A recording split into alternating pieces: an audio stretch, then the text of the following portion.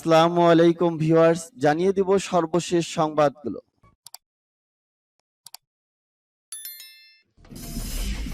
সংবাদের শুরুতেই জানিয়ে দিব সংবাদ শিরোনাম। রাশিয়ায় অস্ত্র পাঠানো বন্ধে ইরানের প্রতি আহ্বান ইউক্রেনের।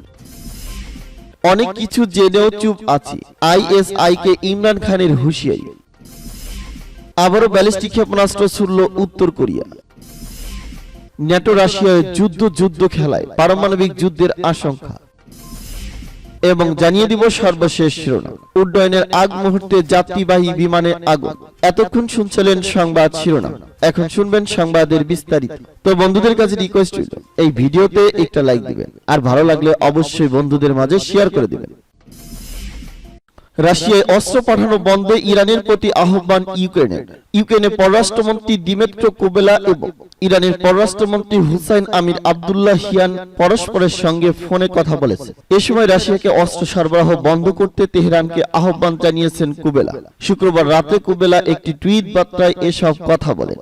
ইউক্রেনীয় কর্মকর্তারা এবং তাদের পশ্চিমা মিত্ররা ইরানের বিরুদ্ধে রাশিয়াকে তথাকথিত কামিকাজে ড্রোন সরবরাহ করার জন্য অভিযুক্ত করেছে, যা সম্প্রতি ইউক্রেনীয় অবকাঠামোর লক্ষ্যে ব্যবহার করছে মস্কোর বাহিনী। যদিও ইরান কঠোরভাবে অস্বীকার করে বলছে যে তারা রাশিয়ায় ড্রোন সহ কোনো ক্ষেপণাস্ত্র পাঠায়নি। কুবেলা একটি টুইটারে লিখেছেন, আজ আমি ইরানের পররাষ্ট্রমন্ত্রী হুসাইন আব্দুল্লাহিয়ানের কাছ থেকে একটি কল পেয়েছি। আমি ইরানকে অবিলম্বে বেসামরিক নাগরিকদের হত্যা করতে এবং ইউক্রেনের গুরুত্বপূর্ণ অবকাঠামো ধ্বংস করতে রাশিয়ার কাছে অস্ত্র প্রবাহ বন্ধ করার দাবি জানিয়েছি।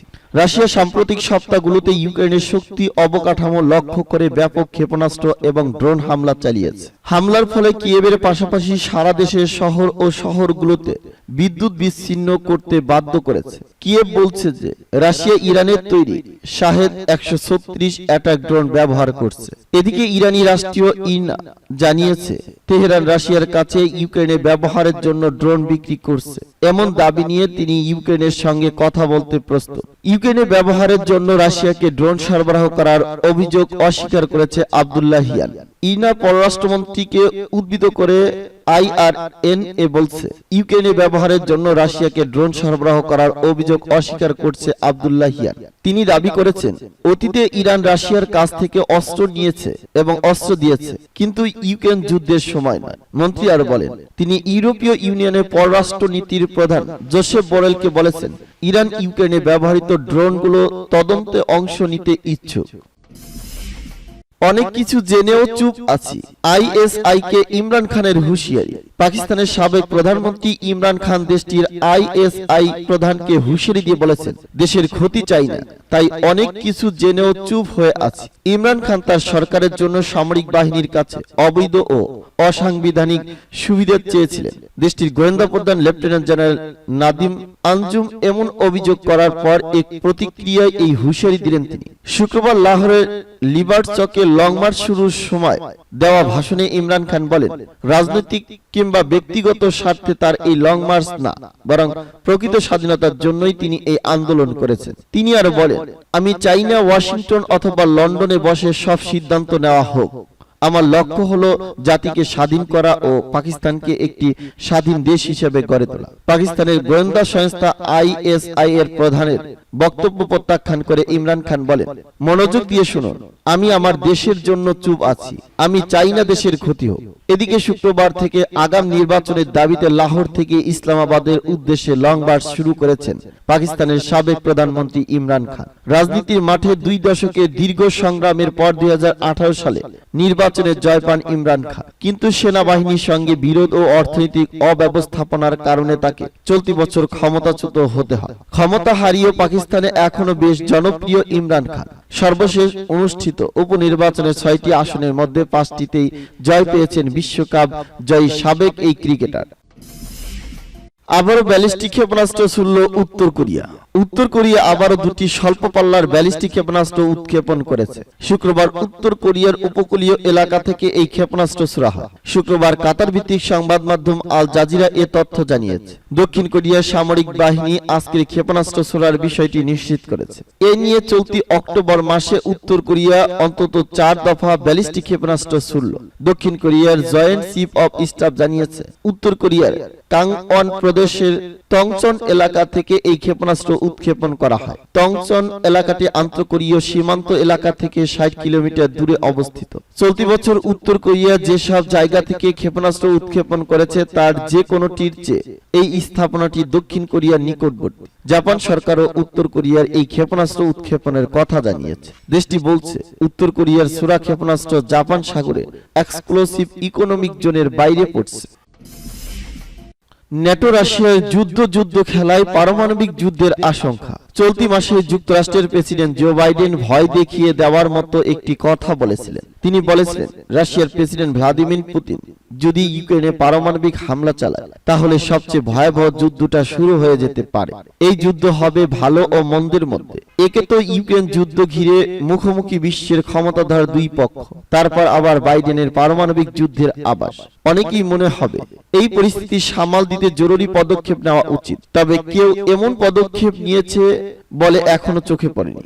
সবকিছু বরং আরো খারাপের দিকে মোড় নিচ্ছে। দুই পক্ষের দেশগুলো একের পর এক হুমকি দিয়ে যাচ্ছে, বাড়াচ্ছে সামরিক শক্তি। ফলে মনে হচ্ছে পারমাণবিক যুদ্ধের হুমকি এখন শুধু মুখের কথায় সীমাবদ্ধ থাকছে না, তা সত্যি সত্যি শুরু হয়ে যাওয়ার আশঙ্কা দেখা দিয়েছে। গত সপ্তাহে পারমাণবিক অস্ত্রের মহড়া শুরু করেছে পশ্চিমা সামরিক জোট ন্যাটো। তারা এ ধরনের মহড়া নিয়মিতই চালায়, তবে এবারের বিষয়টি ভিন্ন। একে তো পারমাণবিক হামলার হুমকিতে উত্তপ্ত আন্তর্জাতিক অঙ্গন, তারপর আবার একই সময়ে পারমাণবিক মহড়া চালাচ্ছে মস্কো। দুই পক্ষে মহড়ার সময় মিলে যাওয়াটাই কাকতালীয় কোনো ঘটনা না।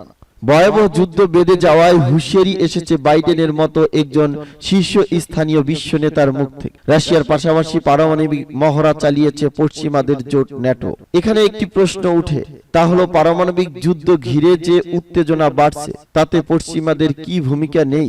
জবাবটা হলো এই যুদ্ধের ঝুঁকি কমাতে ব্যর্থ হচ্ছেন পশ্চিমা নেতারা। এবার একটু পিছনে ফেরা যাক। আগস্ট মাস, তখনও পুতিন আকার ইঙ্গিতে পারমাণবিক অস্ত্র ব্যবহারে হুমকি দেয়নি। সে সময় জাতিসংঘের মহাসচিব আন্তোনিও গুতেরেস পারমাণবিক বিপর্যয়ের আশঙ্কার কথা তুলেছিলেন। এখন তাদের কার্যকলাপে বিশ্ব পারমাণবিক যুদ্ধের দিকে এগুচ্ছে। তাদের গুতেরেজের ওই সতর্কবার্তা কানে তোলা উচিত ছিল। আগস্টে আন্তোনিও গুতেরেস বলেছিলেন এই মুহূর্তে বিশ্বে পারমাণবিক যুদ্ধে বেঁধে যাওয়ার ঝুঁকির মধ্যে রয়েছে। গত শতকে স্নায়ুযুদ্ধের পর থেকে এ ঝুঁকি এতটা দেখা যায়নি। একই সঙ্গে নিরাপত্তা ব্যবস্থা জোরদারের মিথ্যা অজুহাত দেখিয়ে যেসব দেশ চরম ধ্বংসাত্মক অস্ত্রের পিছনে বিপুল খরচ করছে তাদের সমালোচনা করেন তিনি। উড্ডয়নের আগ মুহূর্তে যাত্রীবাহী বিমানে আগুন। দক্ষিণ এশিয়ার ঘনবসতিপূর্ণ রাষ্ট্র ভারতের রাজধানী দিল্লির ইন্দিরা গান্ধী আন্তর্জাতিক বিমানবন্দরে উড্ডয়নের আগ মুহূর্তে যাত্রীবাহী একটি বিমানের ইঞ্জিনে আগুন ধরায় জরুরি অবস্থা জারির ঘটনা ঘটছে। গত শুক্রবার রাতে দিল্লি থেকে বেঙ্গালুরুগামী প্লেনটিতে হঠাৎ আগুন ধরে যায়। এই ঘটনায় যাত্রীদের ধারণ করা ভিডিও ছড়িয়ে পড়ছে সামাজিক যোগাযোগ মাধ্যমগুলো। দিল্লি পুলিশ জানিয়েছে উড্ডয়নের সময় এয়ারবাস A320 প্লেনটি 184 জন আরোহী ছিলেন। প্লেনের সব যাত্রী ও ক্রু নিরাপদে রয়েছে। জানা গেছে শুক্রবার স্থানীয় সময় রাত 9:45 মিনিটে ইন্দ্রগড় 2131 ফ্লাইটের ইঞ্জিনে আগুন লাগে, কিন্তু তাদের তাৎক্ষণিকভাবে নামিয়ে নেওয়া হয়নি। রাত 11টার পরে যাত্রীরা আগুন লাগা প্লেনটি থেকে নামতে পারেন এবং মধ্যরাত নাগাদ আরেকটি প্লেনে ওঠার সুযোগ পান। প্রিয়াঙ্কা কুমার নামে এক যাত্রী প্লেনে আগুন লাগার ভিডিও টুইটারে শেয়ার করেছেন। এতে দেখা যায় প্লেনের ডানার কাছে ইঞ্জিন আগুন জ্বলছে এবং সেখান থেকে ফ্লুলিঙ্গি বের হচ্ছে। ভিডিওতে বোঝা যাচ্ছে আগুন মুহূর্তের মধ্যে ছড়িয়ে পড়েছিল। এনডিটিভি আরো জানিয়েছে পাইলটরা প্লেনের ডান পাশের ইঞ্জিনে অগ্নি নির্বাপক যন্ত্রটি তৎক্ষণাৎ ব্যবহার করেনি। প্রিয়াঙ্কা কুমার ফোনে বলেছেন ফ্লাইটটি আর 5-7 সেকেন্ডের মধ্যেই টেক অফ করত। হঠাৎ আমি ডানা থেকে বিশাল ফ্লুলিঙ্গ দেখতে পাই এবং এটি একটি বড় আগুনে পরিণত হয়। প্লেনটি অবিলম্বে থামানো হয়। পাইলট আমাদের জানায় ইঞ্জিনে কিছু ত্রুটি ছিল। এরপর রাত 11টার দিকে প্রিয়াঙ্কা বলেছিলেন আমরা এখনো প্লেনে, পরিস্থিতি নিয়ন্ত্রণে রয়েছে। ফায়ার ব্রিগেড এসেছে। প্লেনটিকে একটি পার্কিং বেতে নিয়ে যাওয়া হয়েছে এবং ইন্ডিয়াগো আমাদের জন্য আরেকটি প্লেনের ব্যবস্থা করছে। তিনি আরো বলেন প্রথম দিকে আতঙ্ক ছড়িয়ে পড়েছিল, কিন্তু ক্রুরা আমাদের স্বাচ্ছন্দ্য বোধ করতে সাহায্য করেন। তারা আমাদের পানি দেন। আশপাশে প্রচুর বয়স্ক মানুষ ও বাচ্চা ছিল, সবাই নিরাপদে রয়েছে। বিবৃতির মাধ্যমে ইন্ডিগো বলছে, দিল্লি থেকে বেঙ্গালুরুগামী একটি ফ্লাইটে টেক অফ করার সময় একটি ইঞ্জিন কাজ করা বন্ধ করে দেয়। এতে টেক অফ বাতিল করা হয় এবং প্লেনটি নিরাপদে বে এরিয়ায় ফিরে আসে। বিবৃতিতে আরো বলা হয়, যাত্রীদের জন্য বিকল্প প্লেনের ব্যবস্থা করা হচ্ছে। সামরিক অসুবিধার জন্য আমরা দুঃখিত।